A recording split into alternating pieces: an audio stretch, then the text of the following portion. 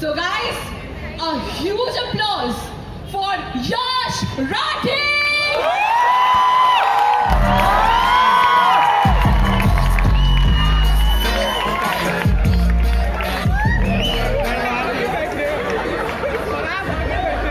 हो गया? बता दो, जिसको स्टोरी बनानी था पहले बना के खत्म करो, फिर आराम से शो एंजॉय करेंगे सारे। ठीक है? कोई ऐसा स्पेसिफिक पोस्ट चाहिए किसी को?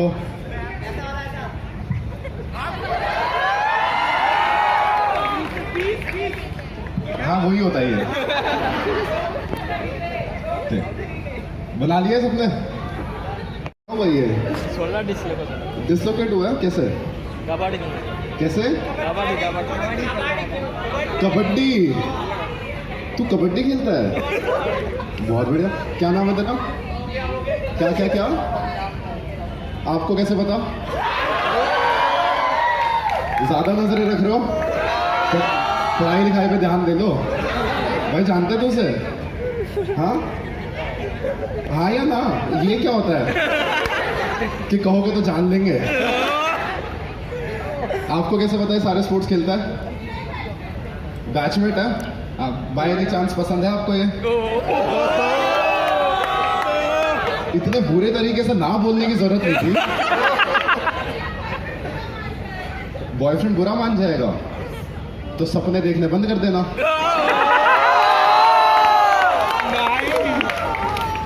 आपका क्या कॉलेज में ही है बॉयफ्रेंड? आउट। भाई सब एक दूसरे की इंफॉर्मेशन रख के बैठे हो क्या? ये कौन बोला आउटसाइड? कौन? ये पीछे वो? भाई तूने पीडोफाइल वाली मूछें क्यों रखी हुई है? वो छुपा रहे अभी मुंह। भाई क्या नाम है आपका? हाँ हाँ आपका क्या? सामने कोई बोल रहा है। वो ऐसे कर रहे हैं कि तो तुम बता दो। ठीक है, एक बार बस ऐसे डार्क जोक कर सकता हूँ तुम्हारे लिए? एकदम एकदम। कभी किसी ने बुढ़े लोगों को सेक्स करते हुए देखा है? किसी ने? भाई मैंने देखा था यार एक बारी, और मजाक में नहीं कह रहा यार, वो इतनी ज्यादा डिस्गस्टिंग चीज थी ना, इतनी ज्यादा डिस्गस्टिंग यार। मतलब बचपन से लेकर ना अभी तक मेरे ना वो दिमाग में ट्रॉमा बन के बैठा हुआ है।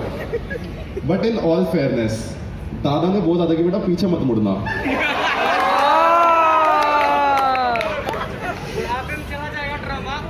ये जोक ना मैं देखो सिर्फ इसलिए करता हूँ क्योंकि इस जोक में ना रूम दो हिस्सों में डिवाइड हो जाता है। एक जो इस पे हंसे हैं और दूसरे वो जो पूरा शो नहीं हंसेंगे। देखो पॉइंट ये है कि कोई भी कॉमिक ना, कोई भी चीज कभी किसी को हर्ट करने के लिए नहीं बोलता है। हमें किसी चीज में ह्यूमर दिखता है, बस हम उसको ना स्टेज पे आके पॉइंट आउट कर देते हैं।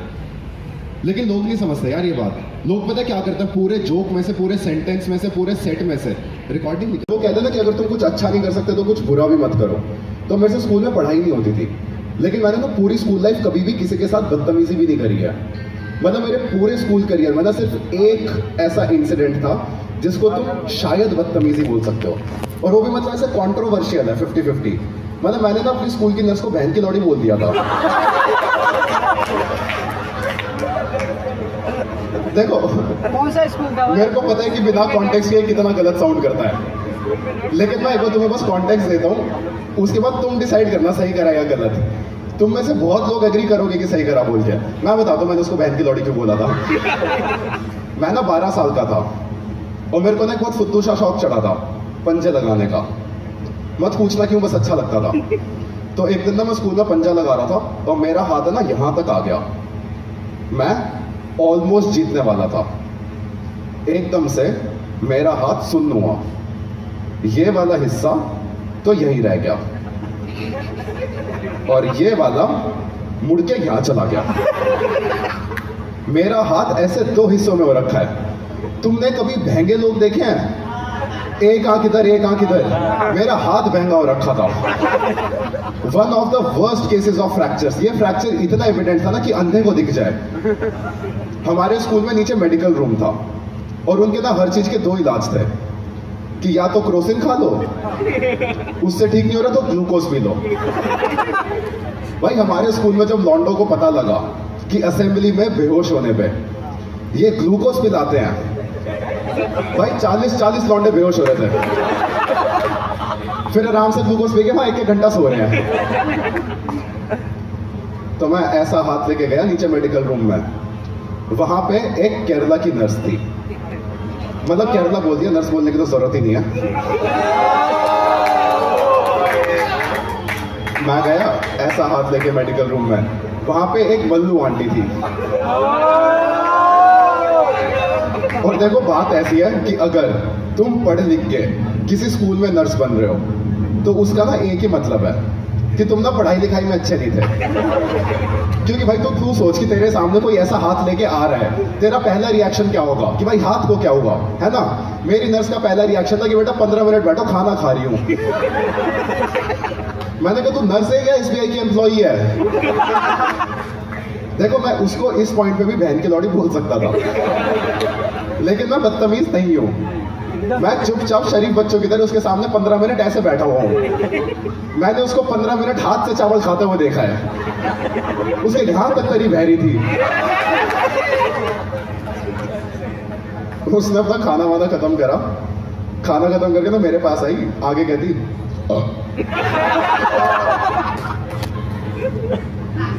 या अल्लाह। इस बात में उसको 2 धर्मों के लोग बहन की लौड़ी बोल सकते थे, लेकिन हम में से कोई भी बदतमीज नहीं है ना, तो किसी ने नहीं बोला। उसने फिर मेरे को देखा, और बोलती कि हाँ बेटा अब बताओ क्या हुआ। मैंने कहा मैम आप ना गेस करो। कहती हम डॉक्टर हैं डॉक्टर, हम गेस नहीं करते, हम डायग्नोज करते हैं। मैंने कहा ठीक है आप डायग्नोज करो। उसने चेकअप शुरू करा, पहले उसने मेरी आंख में टॉर्च मारी, फिर उसने मेरी हार्ट बीट चेक करी, और मैं ना वहां बैठ के देख रहा था कि कब तक बकचोदी करेगी। उसने ना 15-20 मिनट ये सब करा है। 15 मिनट अपनी बकचोदी करके मेरे को कहती कि बेटा आपकी ना नजरें कमजोर है। मैंने कहा जब मैंने चश्मा उतारा था ये बात आपको तब नहीं समझ आई थी, और अगर आपको ये नहीं दिख रहा तो शायद आपकी नजरें कमजोर है। मैंने कहा मैं 2 हिस्सों में रखा, दिखाई नहीं दे रहा क्या? कहती है बेटा टेढ़ा टेढ़ा सा तो लग रहा है, कहां से टूटा है? मैंने कहा मैम यहां से टूटा है। फिर उसने मेरा हाथ दबाना शुरू करा, उसने मेरा हाथ यहां से दबाया। कहती दर्द हुआ? मैंने कहा नहीं। फिर उसने मेरा हाथ यहां से दबाया, कहती यहां दर्द हुआ? मैंने कहा नहीं। फिर जहां से हड्डी टूटी थी ना उसने ना वहां बहुत जोर से दबाया, कहती यहां तो दर्द हुआ होगा। और मेरे को ना देखो, एक होता है कि दर्द हुआ चीख निकल गई, एक होता है इतनी जोर से दर्द हुआ कि चीख भी नहीं निकली। वो नहीं होता इतनी जोर से दर्द हो रहा है कि आवाज ही नहीं निकल रही है मुंह से। मेरे को इतनी जोर से दर्द हो रहा है कि 10 सेकंड तक मेरे मुंह से एक शब्द नहीं निकला। 10 सेकंड के बाद मेरे मुंह से निकला हाँ बहन की लोड़ी। मैं कहीं तू पूछ रही है बता रही है। मैं कहा क्या कर रही है? सब मेरी मम्मी को कॉल करो, स्कूल में बुलाऊं उन्हें। उसने मेरी मम्मी को कॉल करा कि मैम आपके ना बच्चे का हाथ टूट गया है। मैं कहा तू खुशखबरी सुना रही है क्या? उसने मेरी मम्मी को कॉल करा था 11:30 बजे, 12:30 बज गए, 1:30 बज गया, 2:30 बज गया, मैं जो छुट्टी होगी स्कूल की। मम्मी स्कूल में आई 3:30 बजे। मैंने मम्मी को देखते बोला, मैं कहा मम्मी मैं तो 4 घंटे से टूटा हुआ हाथ लेके इस बहन की लौड़ी के साथ बैठा हुआ था। सॉरी 2 बार बोला था। मैंने कहा थे आप?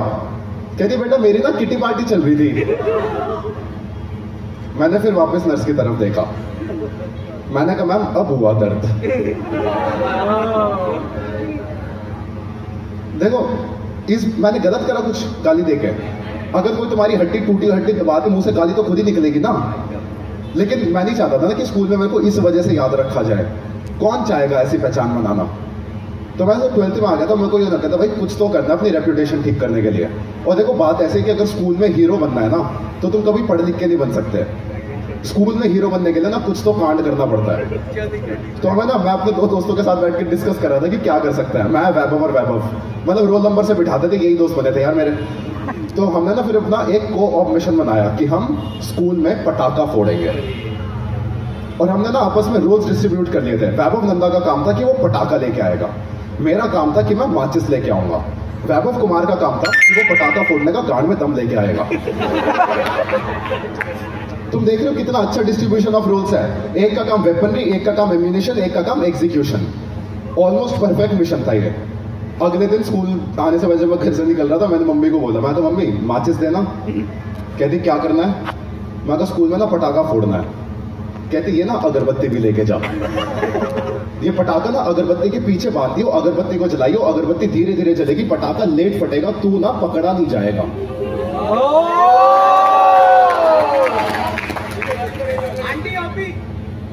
भाई ये जो विजडम है, ये विजडम ना सिर्फ और सिर्फ उम्र के साथ आ सकता है।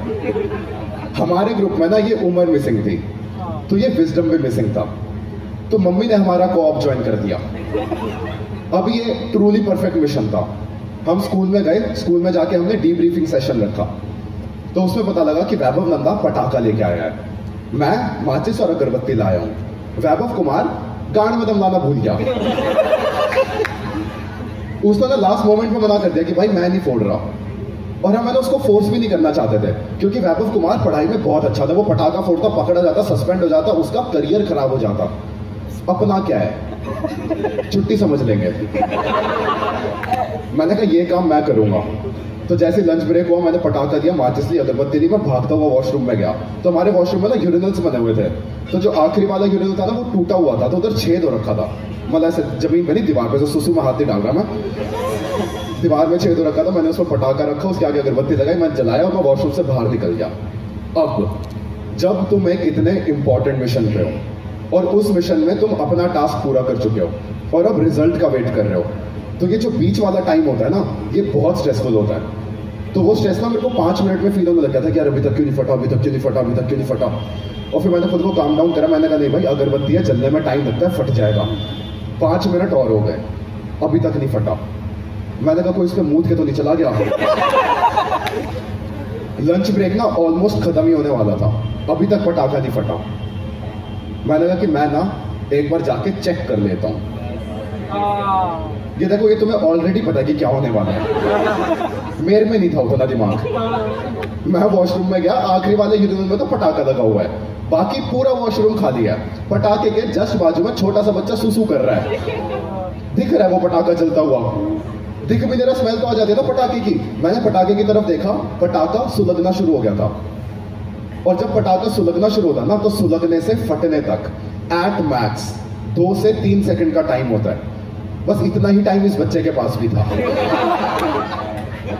इन 2 से 3 सेकंड में मेरे को इस बच्चे को समझाना था कि ये किस सिचुएशन में है। मेरे को इसको 2 सेकंड के अंदर अंदर बताना था कि भाई जहां तू खड़ा है, तेरे जस्ट बाजू में पटाखा है, वो पटाखा तेरे मुंह पे फटेगा, तू छपाक का कैरेक्टर लगेगा। और ये सब ना मेरे को उसको 2 से 3 सेकंड में बताना था। तो मैंने फास्टेस्ट तरीका चूज करा। मैंने उसे एक शब्द में समझाया। मैंने कहा भाग। और ये बात ना मैंने बहुत अथॉरिटी से बोली थी, बहुत इंटेंट के साथ बोली थी। मैंने ऐसा मजाक में नहीं बता गया बहन से भाग ना। मैंने उसे बहुत सीरियसली बोला। मैंने कहा भाग। बच्चे ने मेरी बात सुनी, उसने मेरी बात रजिस्टर करी।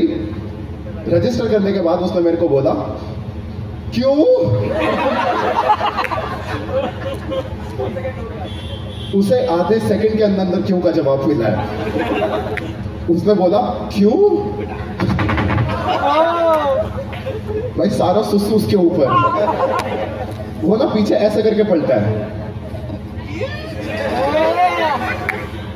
और हमने पता पटाखा कौन सा फोड़ा था? वो नहीं होता हरे रंग का इतने बड़े वाला जो आता है भाई, वो बहुत जोर से फटता है यार। हरा है यार, जोर से फटेगा भाई। अरे कोई डबल मीनिंग नहीं था इस बात में भाई। यार एक तो वो बच्चा बहुत छोटा सा था, इतनी जोर से पटाखा फटा, वो सहम गया। और हमारा क्या था ना, ऐसे कॉरिडोर था, कॉरिडोर में क्लासेस थी, कॉरिडोर के ना जस्ट एंड में वॉशरूम था। एकदम से वो पटाखा फटा और वॉशरूम में से ना बहुत सारा धुआं बाहर निकला। और धुएं के बीच में से मैं,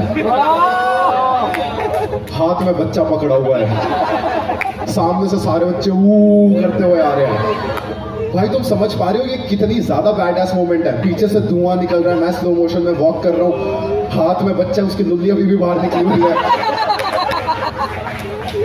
सामने से सारे चीयर करते हुए आ रहे हैं। भाई ये ना मेरी जिंदगी का सबसे बैड-एस मोमेंट था। मेरे को ना इस दिन समझ आया था कि सारे टेररिस्ट बॉम्ब ब्लास्ट का क्रेडिट क्यों लेते हैं।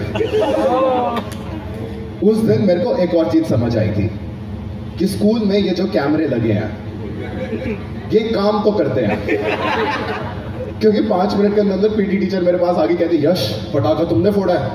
मैंने कहा नहीं, मैं तो सिर्फ जलाया था, but in the wider context हाँ, इसके पीछे मेरा ही हाथ है। उसके बाद 10 मिनट मैंने उससे बहस करी। मैं कहा मैम एक बार अनाउंसमेंट करा सकते हो, बाकी बच्चों को भी तो पता लगे ना। उन्होंने मेरे को नीचे प्रिंसिपल्स रूम में लेके गई, उन्होंने मेरे पापा को कॉल कर दिया कि सर आपके बच्चे ने ना स्कूल में बॉम्ब ब्लास्ट करा है। मेरे पापा की गांड फट गई। पापा उन्हें समझाने की कोशिश कर रहे, मैम कैसी बातें कर रहे हो, हमारा सरनेम राठी है, राठी हिंदू है हम।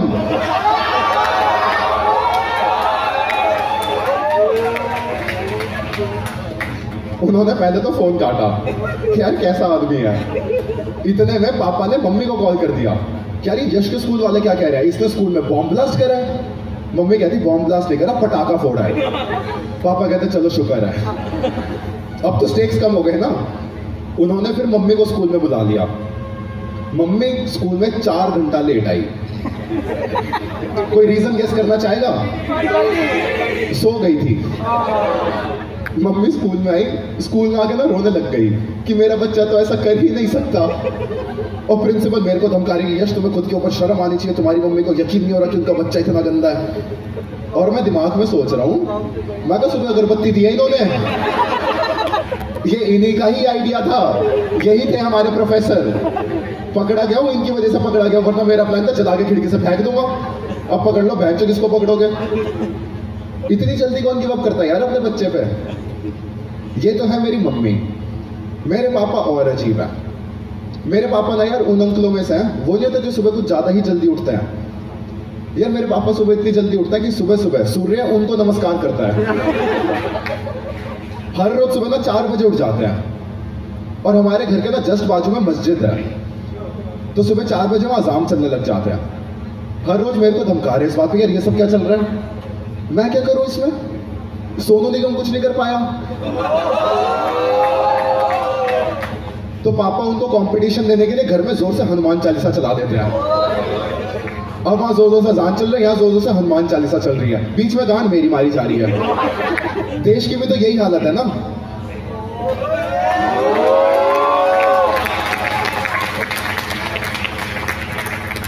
ये 2 एक्सट्रीमेंट्स लड़े जा रहे हैं आपस में। आम जनता हमें घंटा फर्क भी नहीं पड़ता इन चीजों से। अपना तो बहुत सिंपल रिलेशन है ना इन चीजों के साथ कि अरे मुस्लिम है कोई बात नहीं, बिरयानी खिला दियो। अपना तो उतना सिंपल रिलेशन है रिलीजन के साथ। यही प्रोपेगेंडा में अंकल लोग लड़े जा रहे हैं। तो बहुत जल्दी उठता है मेरे पापा, और एक उन्होंने सुबह उठते ही चाय चाहिए होती है, तो वो मम्मी को उठा देते हैं कि चलो चाय बना दो। अब चाय बनाने के लिए दूध चाहिए होता है, मम्मी मेरे को उठा देती है कि चलो दूध लेके आ जाओ। अब 6 बजे ना पूरा खानदान एक दूसरे की शक्लें देख रहा है। मैंने कहा अब क्या सीन है? कहते बस अब तो दिन खत्म होने का वेट करेंगे। और देखो बुरी बात ये नहीं है कि सुबह जल्दी उठता है, बुरी बात ये है कि सुबह जल्दी उठ के ना पूरी दुनिया को उंगली करते हैं कि अरे तुम अभी तक सो रहे हो, हम तो सुबह 4 बजे उठ जाते हैं। एक बार मोहल्ले में मुर्गी को लात मार के आ गई कि बहन की लौड़ी अभी तक की सो रही है। और फिर पूरी दुनिया को उंगली करके दोपहर में 2 घंटा सो जाते हैं। तो ऐसे तो थे मेरे घर पे मेरे घर वालों के साथ डायनामिक्स। तो जब तक मेरी 12th खत्म हुई थी ना, मेरे घर पे ना एक बहुत सीरियस डिस्कशन हुआ था। मम्मी पापा बाहर सोफे पे बैठे हुए हैं, उन्होंने मेरे को बुलाया, सामने बिठाया। उन्होंने मेरे को बोला कि यश अब से ना हम लोग साथ नहीं रह सकते। तो फिर मैंने उनका सामान पैक कर दिया। मैंने कहा निकलो। तो पहले तो उन्होंने मेरे थप्पड़ मारे, उसके बाद उन्होंने समझाया कि यश कहने का मतलब है कि तू हमारे साथ इस घर में और नहीं रह सकता, तू अपना कॉलेज दिल्ली के बाहर ढूंढ, हमें नहीं पालना तेरे को। और तो फिर मैंने चंडीगढ़ में कॉलेज लिया था। चंडीगढ़ से हो? हाँ, किधर? अच्छा, मैं चंडीगढ़ में कॉलेज जाता, हॉस्टल में रह रहा था। हमारे हॉस्टल में ना 3 के शेयरिंग वाले कमरे थे और एक फ्लोर पे 30-40 कमरे और पूरे फ्लोर का एक कॉमन वॉशरूम। अब पता नहीं, या तो वहां के बच्चों की आदत खराब थी या उन्हें मजे आते थे, लेकिन भैंचो कोई फ्लश नहीं करता था। मैं हर रोज सुबह खुशी खुशी उठता हुआ बाथरूम की तरफ जा रहा हूँ, दरवाजा खोला, लहंडियां पड़ी हुई हैं। मैंने ना हॉस्टल में हर रोज किसी ना किसी की टट्टी देखी है। मैं ना हॉस्टल में 6 महीने रहा हूं, मैंने 6 महीने में ना इतनी टट्टियां देख ली थी ना कि 6 महीने बाद मैं टट्टी देख के मालिक का नाम बता सकता था कि ये 202 वाले की है।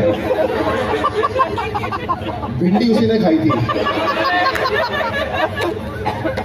टमाटर? वैसे भिंडी में टमाटर कौन डालता है? अच्छा नहीं, बाद में भी तो खा सकता है, निकलता तो हमारे 3 के शेयरिंग वाले कमरे थे। मेरे कमरे में रह रहे थे मैं, नाहिद और रोहन। नाहिद बंगाली था और रोहन गे था।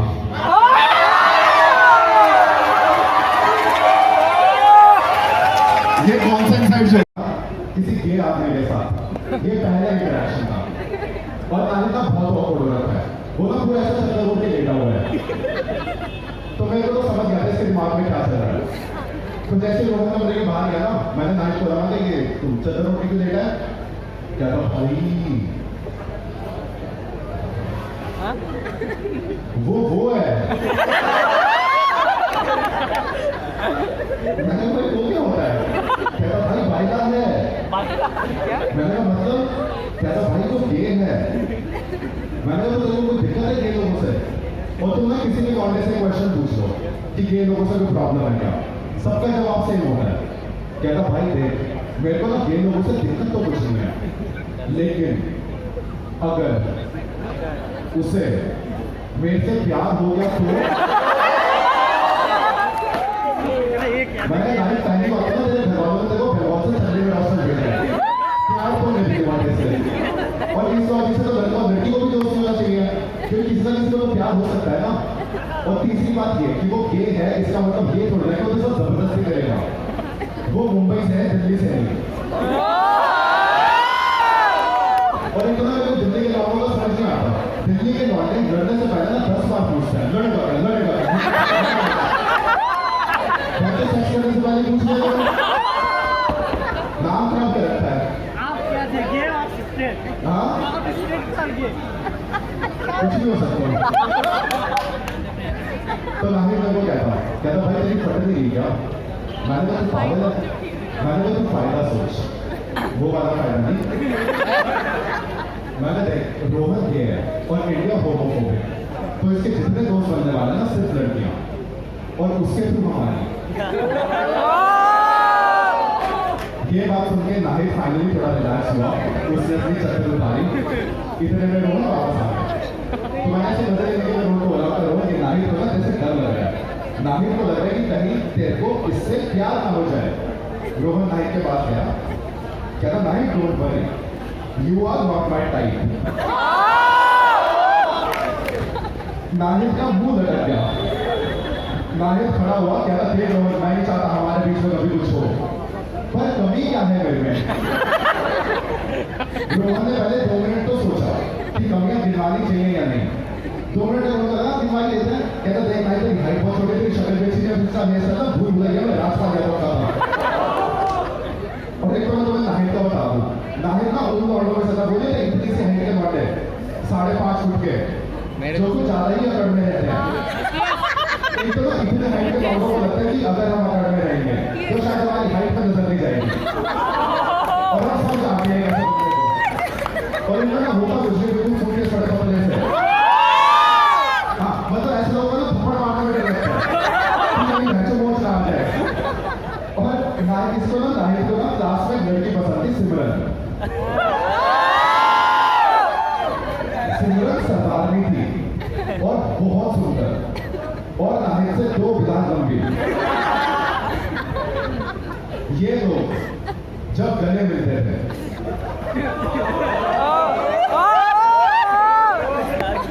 नाहिद का मुंह समझ गए ना कहा ऐसे टिप ऑफ द आइसबर्ग। और ये उसको इम्प्रेस करने के लिए पता है क्या करता था? ये हर रोज क्लास का बैग उठाता था, उसका पर्स उठाता था और उसको ना क्लास से लेके कॉलेज के गेट तक छोड़ने जाता था उसके बॉयफ्रेंड की गाड़ी तक। मैंने भी पूछा, समझ गया तो क्या कर रहा है ये सब? कोई सेल्फ रिस्पेक्ट नाम की चीज है तेरे में? कहता भाई सिंपल सी बात है, किसी ना किसी दिन तो इसका ब्रेकअप होएगा। और जब इंसान को भूख लगती है ना, वो खाना खाने से पहले तो उसका स्वाद नहीं देखता। मैंने कहा ओ जोड़ू, ये ना तो सिमरन की बात कर रहा है। जिस दिन सिमरन को भूख लगी उसके सामने ना बफे लगा होगा और बफे में से जब वो ग्रेवी निकालते हैं 2 चीजें नीचे गिरते हैं ना, उनमें से एक चीटा तू है। उसे जितनी मर्जी भूख लगे वो तेरे को नहीं खाने वाली। कहता भाई इतना ही खाना है तो तू क्यों सिंगल है? नहीं रुके नहीं रुके। अरे छोड़ो यार, यहीं पे सही है। सही है भैया, सही है यहीं पे सही है। मैंने कंटिन्यू हाँ नाइट में वो कहता है कि इतना ही खाना है जाना। तो तू क्यों सिंगल है? मैंने कहा मेक सेंस, क्योंकि देखो लड़की तो मेरे को भी नहीं मिल रही थी। एक पॉइंट पे ना मेरे को ऐसा लगने लग गया था कि अगर लड़कियां पोकेमॉन है तो मैं हूँ टीम रॉकेट। कि मतलब कोशिश करे जा रहा हूँ लेकिन पोकेमॉन हाथ नहीं आ रहा है। पर पता है टीम रॉकेट क्या करता था? एंड में जब पोकेमॉन नहीं पकड़ा जाता था वो किडनैप कर लेते थे। एक चेयर में बैठे। और वो मैं नहीं कर सकता। अबे यार, मतलब कर तो सकता हूँ, करूंगा नहीं, वरना तो मैं गुड़गांव से हूँ और जाट भी। किडनैपिंग ना हम लोगों ने इन्वेंट करी है, यूपी और बिहार वालों की हेल्प से। क्योंकि ड्राइवर भी चाहिए होता है यार। एक आदमी का काम है ही ना किडनैपिंग। मतलब तुम इमेजिन करो कि तुम गाड़ी चला रहे हो, बैठ जाओ आराम से। करें कंटिन्यू? कहाँ पे था मैं भूल गया। किडनैपिंग हुआ ड्राइवर पे। हाँ भाई देखो, एक आदमी का काम है ही नहीं ना किडनैपिंग। भाई तो एक बार इमेजिन करके तू गाड़ी चला रहा है, गाड़ी से उतरा, किसी को किडनैप करके पीछे वाली सीट में डाला, फिर आगे जाके गाड़ी चला रहा है, वो तो उतर जाएगा ना। तो 2 से 3 लोगों का काम है किडनैपिंग।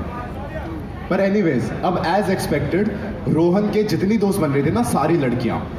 तो एक दिन क्लास की 7 लड़कियां, मैं, नाहिद और रोहन, हमने ना प्लान बनाया कि भाई क्लब जाते हैं, क्योंकि वहीं तो होता है ना जो होता है। यही तो देखा है ना हमने मूवीज में। और तुम ये सिनेरियो देख रहे हो कितना अच्छा है।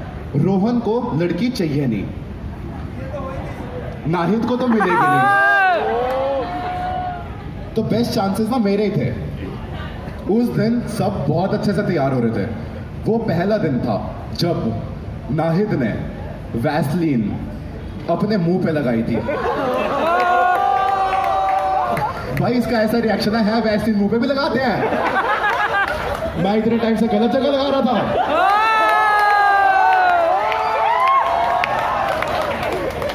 भाई मल्टीपर्पज का ये यूज नहीं होता है। शाहजहां जिंदा होता हाथ तो काटता ही काटता, साथ में वो भी। और एक तो पता नहीं नाहिद के दिमाग में क्या चलता है। नाहिद ने क्लब जाने के लिए पता है क्या पहना? काले रंग की फॉर्मल शर्ट, उसके नीचे काले रंग की फॉर्मल पैंट्स, उसके नीचे काले रंग के फॉर्मल जूते और लाल रंग की बो टाई। और इसे लग रहा है ये बहुत स्मार्ट लग रहा है। मैं जो वेटर लग रहा था। तो हम 10 लोग गए क्लब में। क्लब के बाहर ना बाउंसर आईडी चेक कर रहा था। उसने हम 10 में से 9 लोगों को जाने दिया। नाहिद को रोक लिया कि भैया दूसरी आईडी दिखाओ। और नाहिद भड़क गया उस पर। कहता भाई सारे बंगाली मुस्लिम्स ना बांग्लादेशी रेफ्यूजी नहीं होते, नहीं दिखाएंगे कागज। रोहन भी शुरू हो गया, no this is so wrong, this is racism, we won't show you the papers. Bouncer कहता भोसड़ी वालों बात तो सुन लो, इस चूतिया ने लाइब्रेरी कार्ड दिखाया है।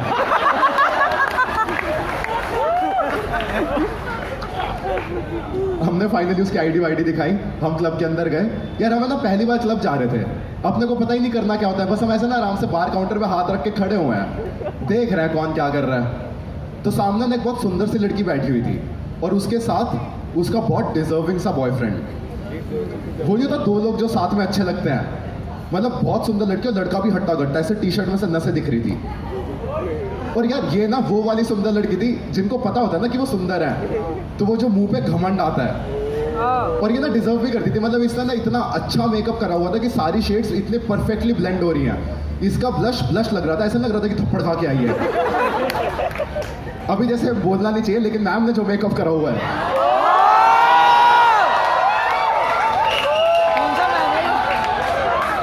इनका ना मुंह का और गर्दन का कलर अलग हो रखा है।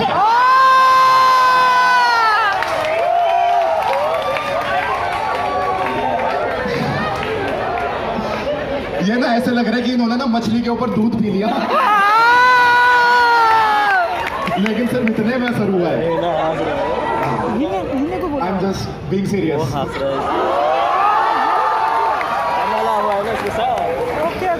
बुरा तो नहीं लगा ना आपको? यार बड़े बेशरम हो,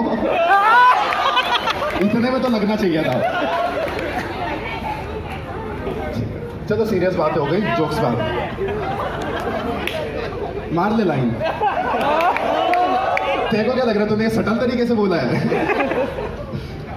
ठीक है भाई, एकदम से ना वो जो कपल बैठा हुआ था ना, उसमें से लड़का खड़ा हुआ और वॉशरूम की तरफ गया। इतने में उस लड़की ने नाहिद को इशारा करा और नाहिद खुश हो गया। क्या था भाई, लगता है बात करने के लिए बुला रही है। और देखो मेरे को पता है यहाँ क्या चल रहा है, लेकिन मैं कोई अच्छा दोस्त नहीं हूँ। मैं कहाँ जाकर बात, ये गया उसके पास पूरी चौड़ में, कहता यस 2 किंगफिशर्स प्लीज।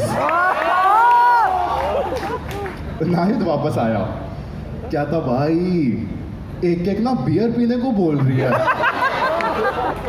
मैं कहा इस चूतिए को अभी तक नहीं समझ आ रहा क्या? मैं कहा इसका थोड़ा सा तो और कटवाते हैं। मैं कहा देख नाहिद, ये ना बहुत अच्छी अपॉर्चुनिटी है, काम कर, इसको ना थोड़ा सा और रोमांटिक बना दे, ये बियर के अंदर ना वो दिल वाली छतरियां डाल दे। क्या था भाई, इधर आ जा यार तू तो। उसने 2 बियर ली, उसने बियर के अंदर दिल वाली छतरियां डाली और लेके चला गया। एक उसने लड़की के सामने रख दी और दूसरे ना खुद रख के बैठ गया। अब ना लड़की के मुंह पे वो एक्सप्रेशन था, ये वेटर नहीं है। इतने में उसका बॉयफ्रेंड आ गया। उसके बॉयफ्रेंड ने नाहिद के कंधे पे जोर से हाथ रखा। नाहिद पूरी चौड़ में पीछे मुड़ा, भैया 2 चिली चिकन कर देना।